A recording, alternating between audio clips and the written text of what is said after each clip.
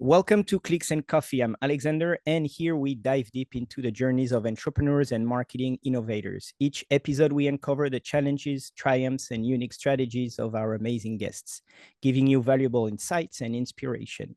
Our goal is to build a community of growth-oriented professionals ready to learn, collaborate, and thrive in the ever-evolving world of digital marketing. So whether you're here for the latest trends or looking for that next big idea, you've come to the right place. Let's get started. And today we've got Tyler Sellars, the CEO of Cactus, joining us. Tyler has been doing some amazing things in the world of commercial real estate technology, and I can't wait for you to hear his story. Let's dive in. Tyler, thanks for being here. My pleasure, Alexander. Thank you for having me. All right. So, first question, first thing first, can you tell us a little bit about your career journey and how you got to where you are today? Yeah, of course. So I guess the start of it all came from my career in football. I was a football player or soccer player for Americans and Canadians out there. So I played football for a little bit, broke my ankles, quickly realized that I wasn't going to be a professional footballer anymore. So I decided to transition into the world of e-commerce.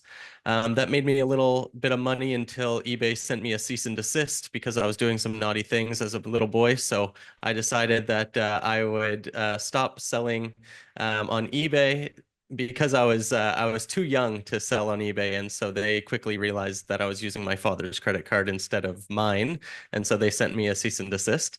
And then I transitioned from there into tech. So I took a little bit of that money and started working on tech problems and tech solutions, gathering my kind of network in that area, and then started working for tech entrepreneurs out of university. That was super fun. But the world of tech is quite difficult in the sense of creating a career long term because it's very, it can be lucrative, but it's also quite sporadic. So a startup company can last for 3 to 6 months when they hire you and you have no idea. And so I just kept on getting shuffled around in between the offices, being sent over to different companies for my skill sets. And that was super fun. But, turning 30 and having 19 jobs is not the best thing that I wanted to do. So I ended up at around 22 buying my first real estate project. And from there, I was hooked. The day that I bought the property, I think I had already built up an equity of 50,000, and I was making some cash flow every month. And I thought, man, this is super fun. I'd really like to do this at scale. Is this possible? And so I figured out ways to make that possible. And now I'm sitting on a relatively healthy portfolio number. And I started Cactus. So Cactus is my software company that we'll quickly get into, but just quickly, it is an AI underwriter for high growth commercial real estate brands. So these REITs and publicly traded entities within the commercial real estate space, as well as mom and pops and single investors, are using Cactus today to save about 92% of their time on underwriting. So you can imagine, if you know, kind of like superhuman for email, we're the superhuman for underwriting. So that's pretty amazing, and it's pretty amazing that you managed to, I would say, quickly pivot, especially at a young age. So kudos to you on that, because not a lot of teenagers can be like, okay, it's not gonna work. Let me make some money. It's pretty cool. So groceries are expensive in Canada. So as a Canadian growing up, I think when we went to the grocery store and my mom said, maybe not today, that was enough for me at that age to say, okay, I got to do something. That's funny.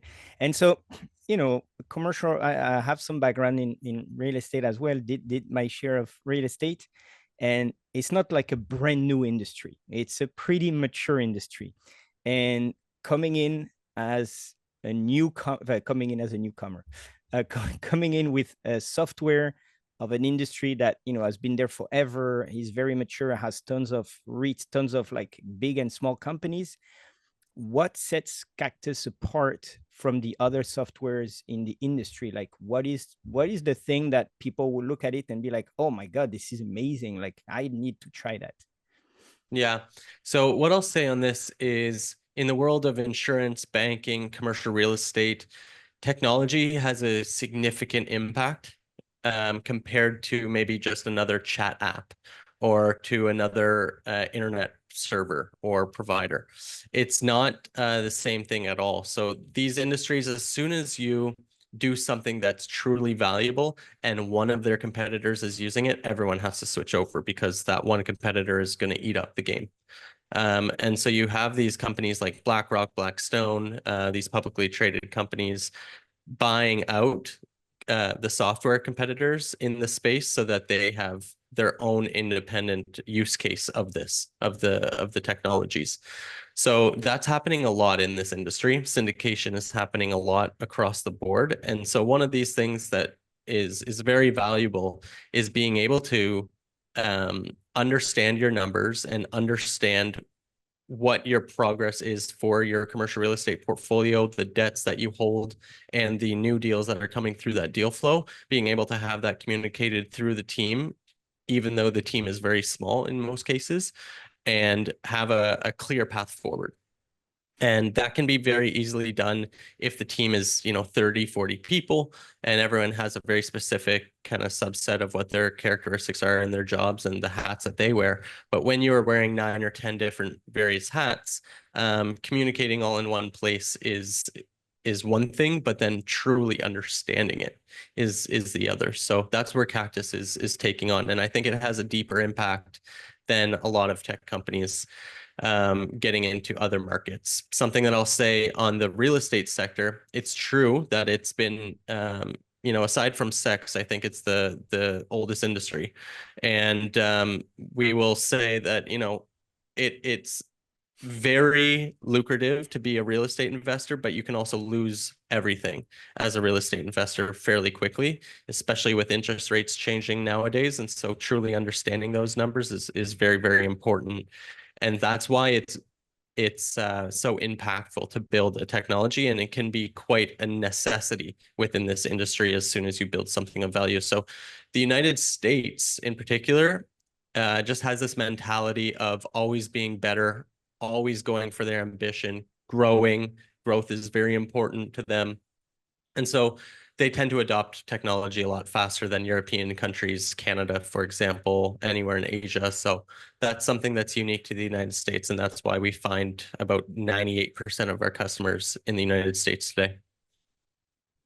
That's pretty impressive. So the idea is really to help people manage their real estate in a much easier way and kind of be, I would say, more sure about their decision and about their portfolio and everything. Yeah, we connect with their accounting software and their property management software to be able to make smart decisions based on a current, future, so forecasted, budgeted plan, as well as their underwritten plan. So if they're underwriting through Cactus, they can underwrite a deal, understand that they want to buy it. Let's say they raise the funds and Cactus helps with that. Then they can transition that property that they've now raised the funds on to then become part of their portfolio. They throw that onto Cactus through those integrations. And now we have a full holistic view of the financial reporting, the debt story. We help with all the reporting to LPs and debt providers. So each debt provider typically has quarterly or annual reporting requirements. Every LP has a minimum annual report that's required, but you typically want to be able to do more. Most GPs or general partners or syndicators are months behind their reporting. And so this is where Cactus steps in and helps. Wow. And so I saw on your LinkedIn profile that you started the company 11 months ago, or just shy of a year. So, you're in the startup phase of creating an amazing tool. And on your website, I saw also that right now it's like a wait list, is schedule a demo. Is it part of your marketing strategy? Because I imagine that, starting a company, starting a new software is first of all very complex because you need to build the software and then you need to build the marketing to get the clients once the software is good enough to try. So is that part of your marketing strategy to kind of make it very exclusive to try to lure people in with the website? Or is it just because you don't feel that the product is not like 100% ready and you want to take it slow before really pushing the pedal to the metal, like we would say? Yeah, it's exactly the latter.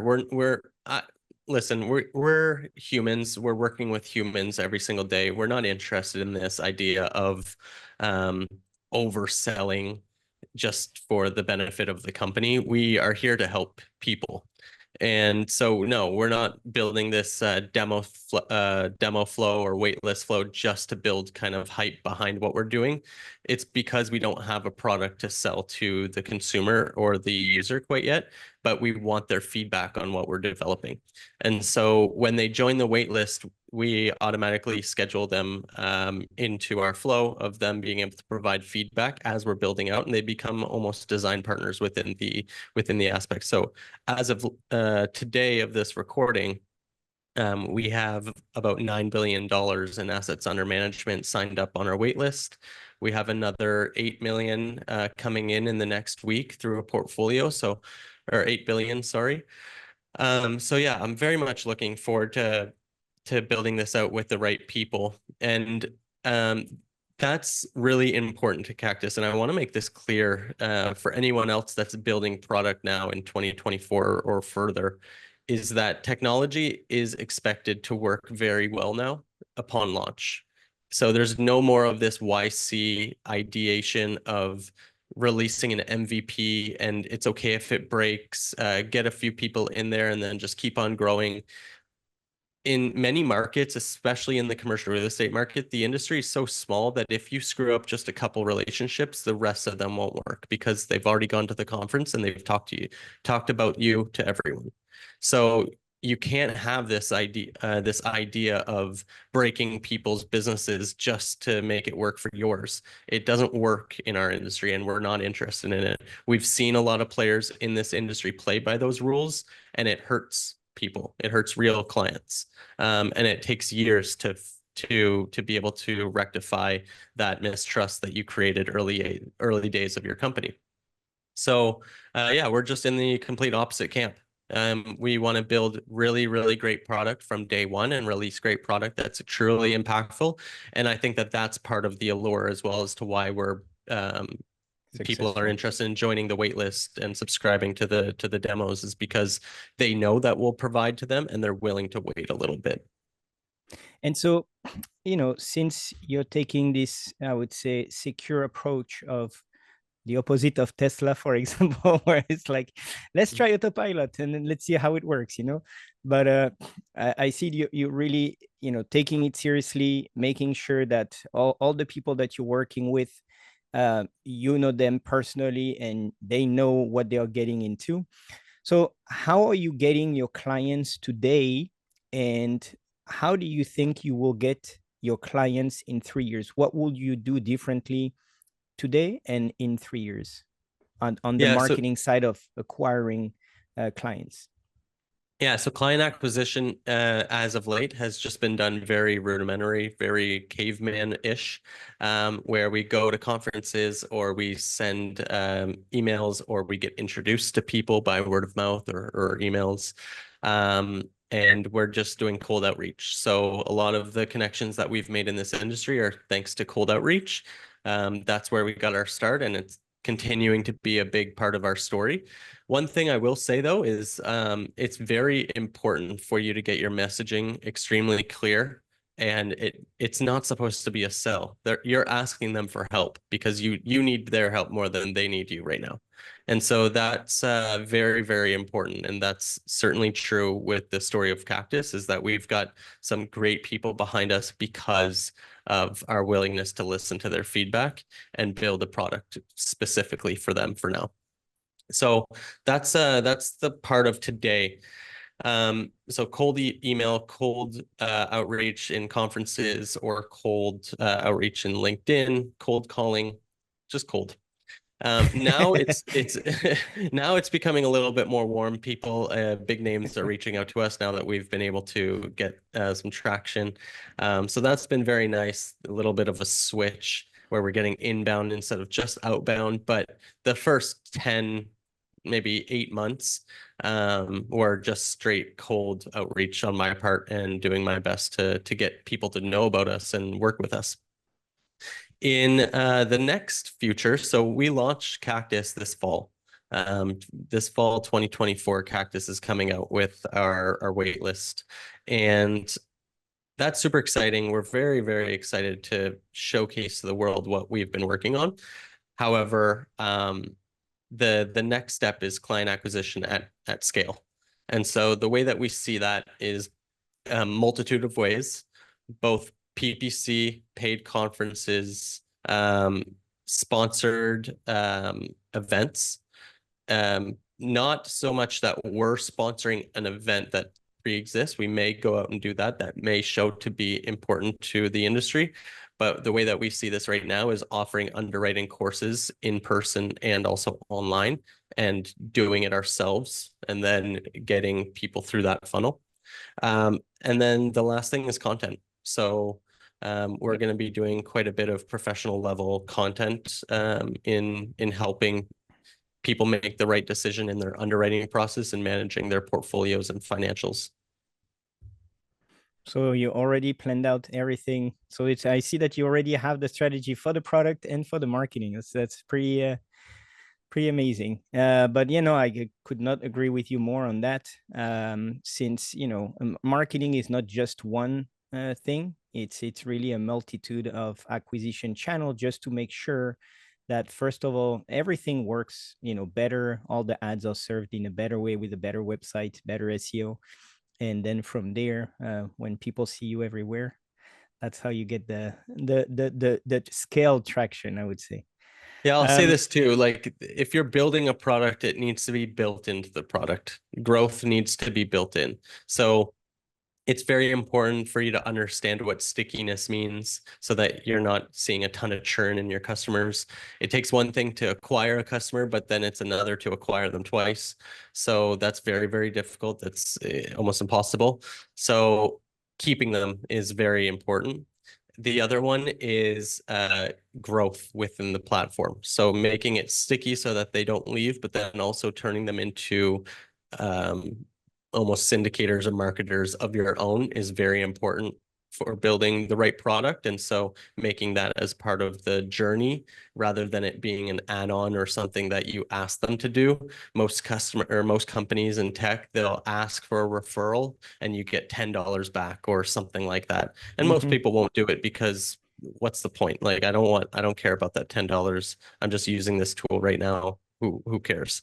But if it's part of the journey within the tool, and you see that in Facebook, right? So Facebook or any of these social media platforms, even Strava, you want to follow people, and you want people to follow you, and you want to stay connected. And that is an easy way for growth. And so just making that part of the journey.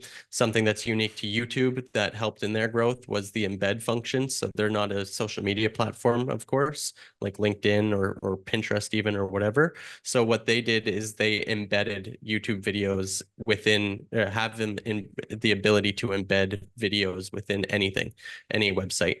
So now you see YouTube everywhere across any blog or any media post or anything, and YouTube can be embedded within a page. So that allowed for them to grow quite fast as well. So yeah, just making it so that it's shareable and scalable is very important in building product. Very exciting. I cannot wait to see, this fall how it's going to come out and following the story. Could you share one? So I know you have it's just the beginning, but what is something that you would like to share that you're very proud of? Like what a campaign or a project that recently was like, wow, like I'm so happy, I'm so proud I achieved that. Just one thing. It doesn't have to be, like the whole business. Of course, you should be proud of your whole business, but what is one thing that happened in your business recently that you're very proud of? Yeah, I think the thing that just comes straight to mind, it may not be the thing that I'm most proud of, but it comes straight to mind because I just did it. But I just got off a call. It was a morning, what is it called? Clubhouse call with a group of commercial real estate investors. So it has about 1,000 commercial real estate investors in this clubhouse community. And they invited me to host the clubhouse and talk about Cactus and underwriting and how it's going to impact the industry as a whole. Not so much selling Cactus, but rather talking about the industry. And yeah, had a really great call. We've had about 600 million in assets under management sign up for demos so far from that just one call that happened maybe 13-14 minutes ago. So yeah, very, very happy about that. Yeah. That's a pretty recent amazing achievement. Yeah. That is too funny. um all right, so you're telling me right now that your business is really more of a cold outreach and really physical outreach. How do you how do you manage the results? Like, how do you analyze the data in your marketing effort, even though it's difficult in the sense that it's very physical, it's very one after the other, and not PPC where you can track everything per click. But how do you control that, and how do you manage that to see what should be done, and what to do next, what to stop? Yeah, I'll be honest, a lot of it is just relationships. So it's in my head. Just remembering some of the calls, remembering some of the meetings that we've had. That's the way that I wouldn't recommend it if I were an investor in Cactus. I wouldn't recommend it if I was even a marketing person within Cactus or outside of Cactus looking within. It just works for me because I have a very active mind and I'm constantly thinking about the business, considering that I'm the CEO. So it engulfs me. It is my life right at this moment. So it's not so much of a risk that I take on. It's more it does more good than bad. We do use a CRM, of course, by law of marketing, but I'll say this, that it's not as useful as my brain at this moment. It's much more fast for me to think about a conversation and go into that analysis that I built at that time, and then kind of craft a message that's much quicker for me. So our CRM, by the way, is Apollo. So we use Apollo for finding outreach clients. So it does a lot of customer discovery. And it also does CRM. So it'll also record the video calls that I have, and then through their AI system, it summarizes the call based on pain points, pricing questions, anything, kind of summarize the entire conversation that we had. And then it also gives you next steps to create your to-do list. It's not perfect, but it's good in context of what it can do. And so that's what we had used at one point in time. But again, we're not talking about hundreds and hundreds of contacts all at the same time. We're talking about 15 to 20 very important people in any given week that we're thinking about and communicating with on a more impactful point, and then maybe like 50 people that we're kind of in passing through. So yeah, there's certain things that I think require a human touch, and then other things that require maybe more of that CRM approach. Yeah, and it is going to make sense, maybe in 6 months to really start looking at the numbers. Right now, it's more the Yeah, assets under management numbers that you care about, and as long as those make sense, it means what you're doing is going well. exactly. Yeah, exactly. I mean, we don't make money off of assets under management. We make money off of per property, but knowing how impactful the Cactus is within the industry is simply based on assets under management. And so, yeah, we're very much looking forward to kind of growing those numbers with our, because the whole point of Cactus is not just to maintain your portfolio, but to grow it. And so we want to track that asset under management number to be able to figure out how much equity we've been able to build together in partnership, and how we can build their portfolio to be better for their LPs and then them as GPs. Yeah, and how much it is used as well. Exactly. So you were mentioning Apollo, because my next question is about what is one growth marketing tactic you would like to share? I also like Apollo. So is that, how do you come up with Apollo, and how did you come up with Apollo, and how important is it in your, I would say, cold outreach? Is it Yeah. like 100% of your cold outreach? No, not at all. Okay, so I should have shared earlier that I was a growth marketer for high tech companies back when I first got out of university. So that is kind of where I thrive, is in building new business or growth for. So I could do community building. I can do marketing tactics in terms of building out webinars and driving interest in that world. But this is kind of my bread and butter. Is I can take something from an idea and build somewhat of a business out of it. And I think that that is a pretty important skill set to have from a CEO in a company, or at least having in a co-founding role within a new company. Because just having technical teams behind a tech company, if one of the pushbacks that we always get from this industry is, do you have experience in real estate?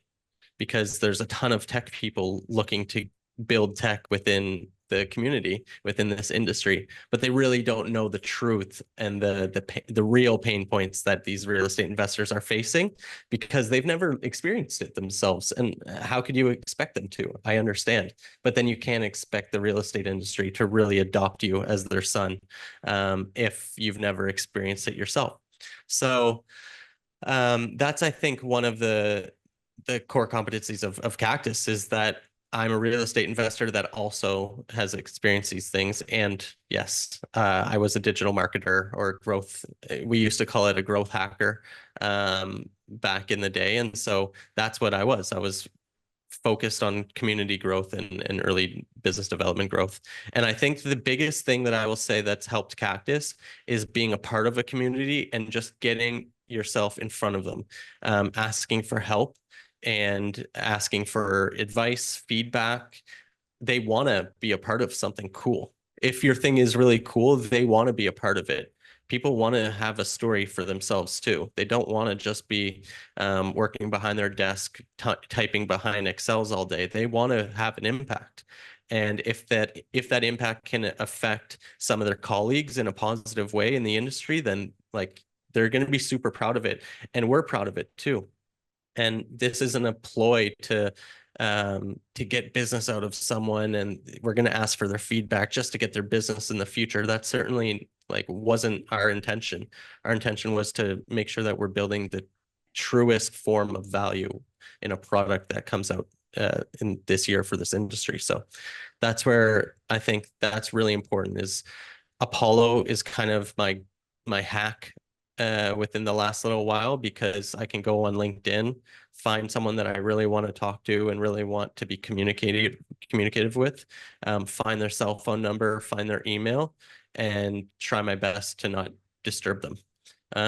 And so that's how I've been going about this entire time. Cool. So yeah, so for you, the best tactic is really to be part of a community and really bring value to that community, not just try to sell, but like really come as like somebody that wants to help somebody that wants to be part of the group and help the whole group grow, basically. Exactly. Yeah. And I think you can waste a lot of time in that as well. So it's very important for you to be especially when you're building a new company, to be very cautious of where you spend your time and the type of answers and questions that you want to be a part of. But being a part of the community for a positive side of things is very important. No one wants to be sold to, but everyone wants to be a part of something that's cool. All right. So what is your favorite app or tool that you use daily? Well, we're in fundraising mode at the moment. So I use OpenVC. OpenVC is a tool that has a ton of venture capitalists and angel investors as a database for you to be able to at least know who they are and what they do. And then you go out and on LinkedIn and Apollo and find how to communicate with them. So that's essentially what we do. And so that would be really, because my next question is, what is one thing you can live without in your daily routine? I guess right now that is the thing you cannot live without. That or my email. Yeah, I think I refresh my email at a toxic level, just to be a part of the industry. So yeah, no, that or my email for sure. Maybe you being so much in AI through Cactus and through Apollo, maybe you should find a tool in your for your email where you put in Superhuman. some prompts where only the emails that are very relevant to what you're waiting for that day should pop Mm. up instead of like having you to refresh. I highly recommend Superhuman. So Oh, you Superhuman have is that already. Okay. yeah. Superhuman is a really, really great AI tool for professional email accounts. It's an extremely powerful tool. All right, I'll try that. You, I do it manually for now, but I might give it a try. yeah, it's amazing. So there is one question I like to ask, but it might not really work for you. But what are your top three, I would say, KPIs, or what are the top three measures that you have right now in your business that you check, either on a weekly basis or daily basis or monthly basis? Yeah, so speed of development is the number one priority at this moment. The next one would be number of demos booked. And probably after that would be the funnel of number of demos coming in through the funnel. So how hard I have to work on kind of fulfilling the rest of next month or whatever it is. So that's essentially been my core focus within my role of the company as CEO is I'm responsible essentially for the money coming in and yeah, that's to put it plainly. It's just I'm responsible for new money coming in. So I'm responsible for fundraising. I'm responsible for marketing and sales. And then I am building a tech company that's going to be extremely empowering to a lot of my colleagues. So I'm very involved in the development of the product as well. Very cool. And so my last question with you is, what are you excited about in the world of digital marketing today? And what are you worried about? Yeah, so it's kind of the same thing. Apollo is a tool that never existed when I was starting out in marketing, and it would have been extremely empowering to someone like me who was hungry for connections and hungry to get started. How I had to do it was the old-fashioned way of sending letters to people and hoping to goodness that they would respond back and um, yeah, I would find out something about them and handwrite a letter and I would, yeah, I worked so hard at trying to build my early connections. And now the flip side of that is that you don't have to work really at all.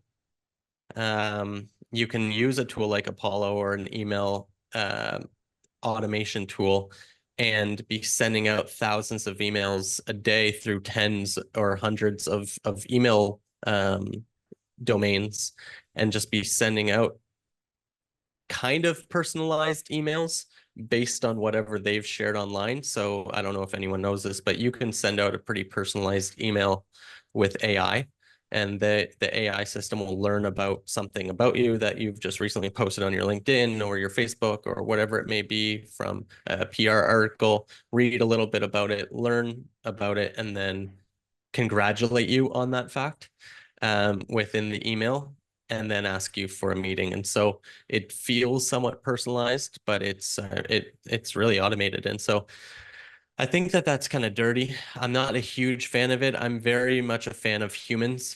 So any way that I can offer a human approach, simplified English, is I mean, I'm a BI, I'm a business intelligence back office solution tool. You know, like that's what Cactus is at the end of the day. And we, the reason why I think we're successful up to date is because we are human focused, not, but we're data driven. So we don't provide the data as if it's something that can be just easily understood with a bunch of numbers like an Excel sheet, but rather we are trying to communicate to humans at a minimal level. So that's one of the things that's a little unfortunate with technology advancements today is just how good it is at automating those kind of tasks that I think should still be quite human. But I think the people that are going to succeed are the ones that still offer that human touch. And it's very clear that there is a human touch involved. So sending letters is now more impactful than ever, I think. So you think that we're gonna get saturated, and maybe we're already with AI, and then you think people are gonna go back to more personalized or personal outreach? No, I don't think so. I think AI will just continue to get better. It's easy to kind of throw AI to the bucket when it's at its earliest forms.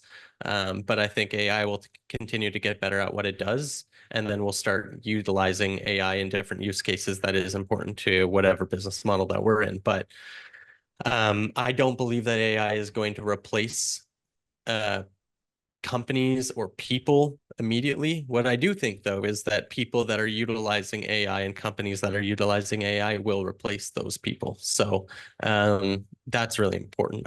I just don't think that AI could completely replace uh, a Everyone. person in some industries, of course. If you were a copywriter, that is a difficult time for you right now.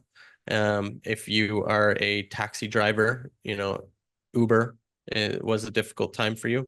So there are going to be places where it does affect sooner than later, but as a whole, as a company owner, I don't think that AI will replace, but anyone that's utilizing AI to be able to develop product or develop communities, develop real estate projects, will do it much faster. Cool. Well, Tyler, thank you so much for joining us today. And good luck to you and Cactus. And for those who are in real estate investment, and particularly commercial real estate investment, you can head out to trycactus.com. That's try and then CACTUS.com. And you can join the waitlist, because right now it's waitlist only. However, probably by the end of the year, you might get I don't know, are you going to have like test environments or things like that to be able to test the system, Yeah, we have test or too early environments to say? already. Yeah, no, we have test environments already. So Okay. I think the important piece for us is join the wait list. We'll invite you into the test environment, and we'll give you a demo of the platform. But we're really looking forward to feedback. So that's where we're working on now. And one quick thing for people that are really interested in trying and that already have some investment, what is like the lowest, I would say, amount of properties that you should have for Cactus to be interesting for you? Zero, because Cactus is an underwriter. So the first step of building your portfolio is underwriting a deal and making sure that it's the right deal for you to throw your money into. Once you have a portfolio, then of course you can throw that into our portfolio tool and then the debt tool beyond that. But if you're just getting started, the lowest amount would be 0 properties. Get Okay, so started with an underwriting and then it's go really on for from like there. beginners all the way up to REIT, which is real estate investment trust that usually like publicly traded companies. So it really does the whole thing from like a novice investor to a seasoned investor. Exactly. You got it. Wow. Cool. Yeah. All right, Tyler. Thank you so much. Thank you, Alexander.